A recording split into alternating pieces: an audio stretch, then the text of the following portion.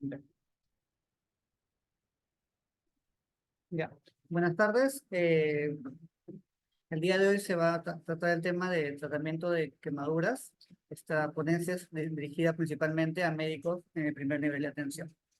Cómo diagnosticar, cómo dar un adecuado manejo posterior y sobre todo también cuándo referir a un nivel de atención distinto. Para comenzar, es importante ver la definición de las quemaduras, la cual, recordando, es una lesión de tejidos producida por un agente tanto térmico, químico, eléctrico o por radiación. Ahora, es muy variable porque depende mucho del tiempo de exposición al agente y qué agente es. Y también depende de la intensidad de energía, duración de la exposición y las características de la piel. Es distinto una quemadura en la piel del párpado a que una quemadura en las palmas o en la espalda, por el grosor de la piel. Es importante ver este tema porque se han registrado casi 40.000 casos de quemaduras en el 2019 en el sistema GIS. Para poder dar un adecuado diagnóstico de la profundidad, tenemos que ver las capas de la piel, ¿no? Las distintas capas de la epidermis, y la dermis, que se divide en dermis reticular y dermis papilar. La más superficial es la dermis papilar y la más profunda es la dermis reticular. Esto es muy importante comprender, ya que en base a esta fisiopatología nosotros vamos a determinar un adecuado tratamiento. Cuando existe una quemadura, se definen principalmente tres zonas.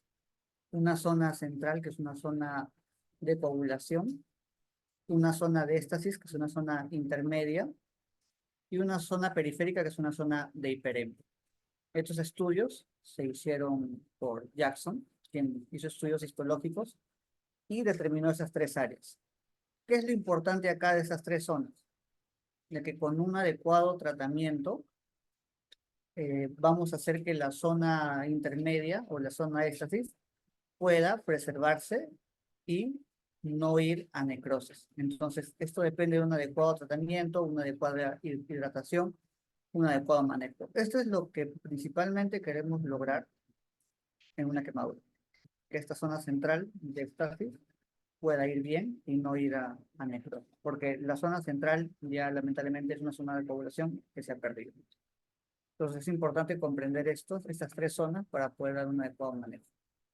Como sabemos, hay alteraciones sistémicas, un gran quemado se define más del 20% en adultos, más del 10% en niños, principalmente, y hay diferentes afecciones sistémicas en riñón, pulmón, corazón, metabolismo, ¿no? Básicamente, por el shock hipovolémico, que se puede causar por la pérdida de líquidos.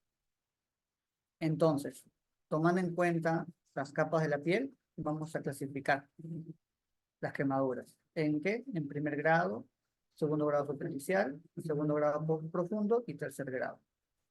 Las de primer grado solamente afectan la epidermis y se ve un eritema, un enrojecimiento. Segundo grado superficial, la dermis papilar. Y segundo grado profundo, la dermis reticular. En la de tercer grado está tomado toda la piel, o subcutáneo y puede ir hasta músculo y hueso. Esta es la clasificación más usada. Hay otras clasificaciones de Benaim, hay otros grados que incluso ocultan un cuarto grado, pero esta es la principal que se describe. Entonces, para poder diagnosticar una quemadura, la típica quemadura de primer grado es aquella que viene luego de haber ido a la playa. Es una quemadura solar. Y se ve un eritema y se ve una muy dolorosa. Entonces, típico de una quemadura de primer grado. En la de segundo grado superficial, ya es dolorosa también. Puede repitalizar en aproximadamente una semana a dos. Se forman ampollas o flictemas y es una coloración rojiza. En cambio, en el segundo grado profundo ya es un poco más pálido, ¿no? Por lo general las ampollas ya están destruidas y puede producir cicatriz anómala si no hay un adecuado manejo. La de tercer grado es típico porque hay una destrucción de la piel, es un aspecto oscuro, no doloroso, puede producir cicatriz hipertrófica o cicatriz queloide incluso, y una característica es que también puede no presentar dolor. Entonces, una vez hayamos tenido un adecuado abordaje de la profundidad de la cicatriz. Ahora vamos a clasificarlo por la extensión. Esta extensión básicamente lo hacemos en primer nivel de atención con la regla de Wallace, que es la regla de los 9, en la cual la cara es 4.5, la parte posterior, o sea, la nuca también 4.5. Esto incluye el cuello, o sea, toda la cabeza es 9%, incluye el cuello. El tronco anterior, 18%, dividido en tórax, que es 9, y abdomen 9. Todo el miembro superior, 9%, dividido en 4.5. Genitales, 1%, y miembros inferiores, anterior, 9%, y posterior, 9%, cada miembro inferior. Es importante saber que en niños es distinto debido a la morfología del niño, en la cual hay una distinta distribución de acuerdo al crecimiento, y utilizamos otras tablas como la de Looney Browder. Entonces, importante, luego de haber determinado la profundidad y la extensión de la quemadura, todo paciente, sobre todo que han venido, no los pacientes típicos de quemaduras por líquidos, sino, por ejemplo, de un incendio o algún otro evento mayor, hay que aplicar el ABCDE, ¿no?, que ya conocemos, en el cual debemos asegurar la vía aérea, sobre todo en pacientes con también que han venido por múltiples contusiones. B, la respiración y ventilación, sobre todo en pacientes con injuria inhalatoria. ¿Cómo sospechar? Cuando hay vibrisas chamuscadas, los venitos de la nariz, cuando hay un esputo carbonáceo, las pestañas también están quemadas. En rostro, sospechar de lesión inhalatoria. La circulación, déficit neurológico, y la exposición y el control ambiental. Con respecto al tratamiento, si está solamente local, como se ve en la imagen, en el caso una quemadura por líquido hirviendo, que es un segundo grado, la cual no va a formar ampollas, lo que tenemos que hacer es debridar esas ampollas. Hay otras escuelas que indican que se puede hacer un manejo sin debridar las ampollas y solamente drenarlas, que también es bastante usado, pero principalmente porque el contenido de estas ampollas puede ser un caldo de cultivo para microorganismos. Se prefiere debridarlas y cubrir con un antimicrobiano tópico de uso muy común, la sulfadiazina de plata, ¿no? Valorar, de acuerdo a la profundidad, si puede o no requerir injerto posteriormente. Entonces, también es importante saber de que incluso en un primer nivel de atención podemos tal vez solicitar o hacer un requerimiento el uso de apósitos. Entre ellos, uno de los apósitos bastante usados es el apósito hidrocoloide, ¿no? Este favorece la cicatrización. La ventaja, y por lo cual es un poco superior al uso de un antibiótico tópico como por ejemplo la sulfadiazina, es que esta tiene un efecto de acción de aproximadamente 12 horas. Entonces, en teoría, se debería cambiar 2 veces al día. En cambio, un hidrocoloide, también dependiendo de la zona de extensión, puede estar más días. Entonces, con eso hacemos que el paciente tenga menos curaciones, con lo cual menos dolor, ¿no?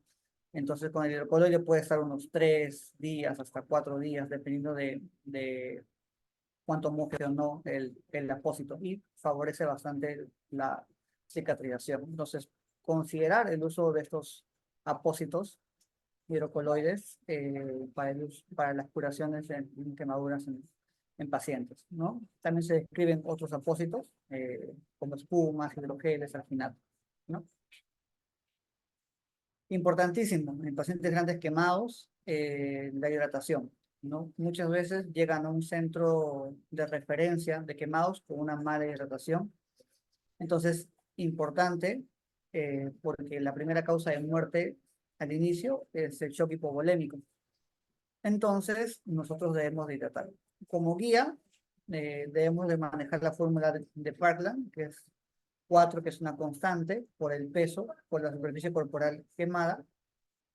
Y de esta hidratación que sale en 24 horas, la mitad en las primeras 8 horas y la otra mitad en las siguientes 16 horas, ¿no? Simplemente cambiamos las variables y reemplazamos, ¿no?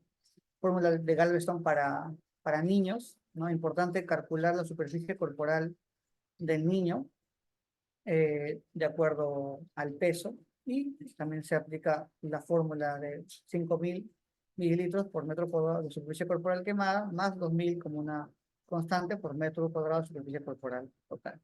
Entonces es importantísimo tener a la mano estas fórmulas para que cuando llegue un paciente gran quemado, poder hidratarlo adecuadamente, y con esta hidratación vamos a hacer una adecuada referencia, ¿no? Finalmente, esto es muy variable, ya que eh, vamos a valorar principalmente la función renal para ver cómo va la hidratación, ¿no?